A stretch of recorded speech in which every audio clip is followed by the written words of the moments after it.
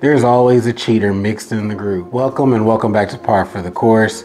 We continue on our series with Patrick Reed. This is part 2. Part 1 covered his family life struggles that Patrick has had as a professional, going back to 2012, struggles to adjust all the way back to his childhood and dealing with social situations. Today, we're going to talk about his cheating. If you've played with enough guys in your life competitively, there's always a cheater mixed in the group.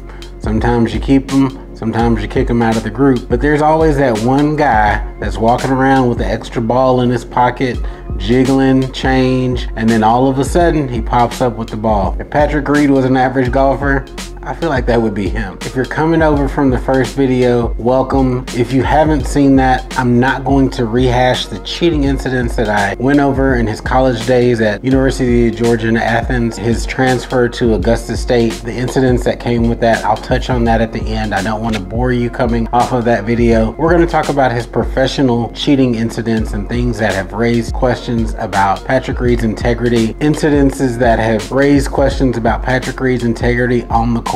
Although Patrick Reed came out of college with a negative reputation, spoke early on about his being top 5 after winning a handful of tournaments early in his career without playing in a major, which we'll touch on in part 3 of the series. It wasn't until 2019 that our first incident of cheating occurred where it was just very clear that Patrick was in the wrong. At the 2019 Hero World Challenge Tigers tournament, Patrick not once, but twice brushed sand away from behind his ball in a waste bunker. Even though waste bunkers are played differently from tournament to tournament or situation to situation, he was not allowed to ground his club. In this case, he improved his lie twice. He was penalized after the round 2 strokes when it was caught on camera. This ended up costing Patrick the tournament in the long run. Didn't seem to be worth it at the end of the day. He went on to bogey the hole in the first place. I think he could have ended up doing that, just keeping the lie as it was. But instead, Evil Patrick came out. We're gonna go ahead and call him Pat. Pat came out and decided it was the best course of action to brush the sand away. It was very clear on the broadcast as they zoomed in on this incident that Patrick was in the wrong and that he was very deserving of this penalty. Just 1 week later in the President's Cup, Patrick Reed doubled down on his foolishness. As a fan heckled him, which is pretty common in his PGA Tour days, Patrick made a shoveling motion. Although it was funny in the moment, it was funny, ironic, not funny, haha. Just him making light of his cheating and not really having any remorse. And that kind of boils down to what Patrick Reed is as a person. Far few and in between will Patrick make amends, and I can only point to one incident in his career that I've seen him full-throatedly apologize, and it was his use of the F word, a derogatory term for a certain sexual orientation, where he apologized for calling himself that during a round. Outside of that, you're not gonna catch Patrick Reed apologizing for jack. After books and articles had been written about Patrick's college career, the reputation followed him, even though it hadn't been validated until 2019, 7 years into his pro career. Here we were and seeing the person that we had read about and suspected was there all along. It wasn't more than a couple of years later in 2001 at the Farmers Insurance Open, Evil Pat came out again. As he hit his approach out of the fairway bunker on the 17th hole, Patrick approached his ball on the left where it had landed and came to rest. He asked the volunteer immediately upon approaching, had the ball bounced? She quickly replied no. Patrick then proceeded to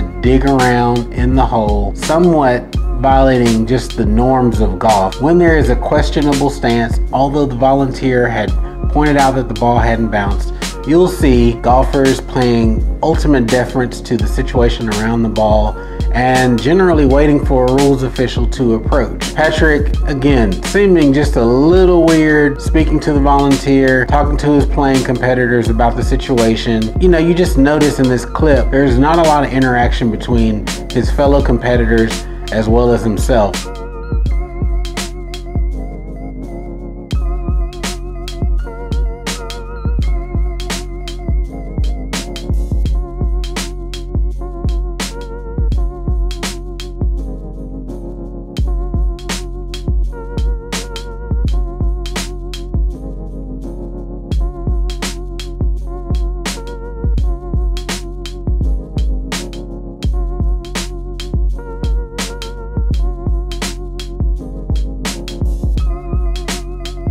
When you see these situations on tour, you'll see the other players gathered around, but with Patrick Reed, it's par for the course, pun intended, that his playing competitors didn't necessarily directly interact as much as you would see on a normal basis. So once the rule official approached, you can clearly see in the video as they stoop down to observe the situation and what's going on, Patrick Reed is kind of directing the rules official along, saying what he felt. He had already removed his ball out of this embedded situation, which is not the norm. Although he was cleared after the fact, you have to understand how you are perceived in the golfing world.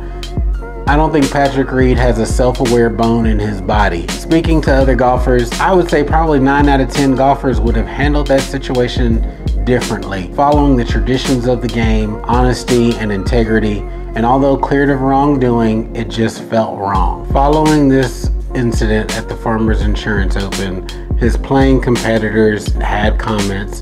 Xander Schauffele saying, obviously this doesn't look great and there's talk amongst the boys in the locker, but it appears that the tour is protecting him and that's not great. Lanto Griffin also stepped in and said, so it's tough to see.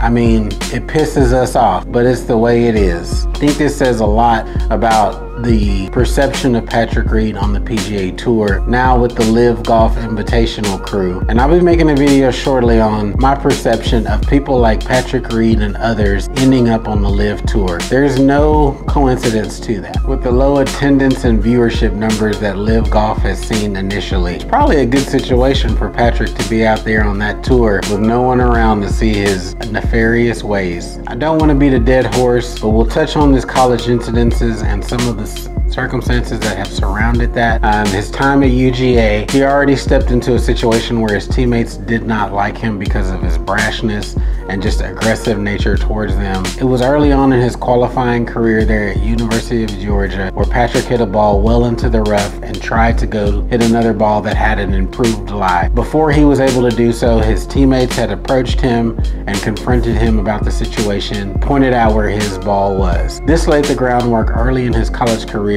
for what we see later on. After he flamed out at UGA, transferring over to Augusta State, Patrick had a similar incident, at this time regarding scoring and miscalculating his scores, enough where it was noticeable and his teammates again did not give him the benefit of the doubt. Reputation does follow you. And so he was suspended for his first 2 tournaments there at Augusta State, again furthering the myth and legend of Patrick Reed being a cheater. I do want to point out that Patrick Reed does deny the incidents in college, as there's no video and these are all anecdotal incidences that it's he said, she said on one side. He has tried to gather statements and file lawsuits, particularly against Shane Bacon, writing an article speaking about these incidences with anonymous teammate accounts, but nothing has been quote unquote verified. So again, we're talking about one person's account versus Patrick Reed. However, the tail of the tape on his pro incidences are out there. And although he was cleared in the 2021 Farmers Insurance Open, it is all about perception. How does it look? The appearance of impropriety is there. And that's what we have to lean on with Patrick Reed. Please stick with me as we proceed through this series. Part 3 is upcoming. Random effery from Patrick Reed. There's so many incidences to hit on. There's so many incidents in his career in this short period of time that we have to discuss that it wouldn't have been fair to fit it all in a 1-part video. So this is part 2 of 3. Part 3 will be coming up Monday. Go ahead and hit that subscribe button. Join me. Notifications, turn them on so you can know when I drop the next video. It's gonna be a fun time. Catch you on the next one.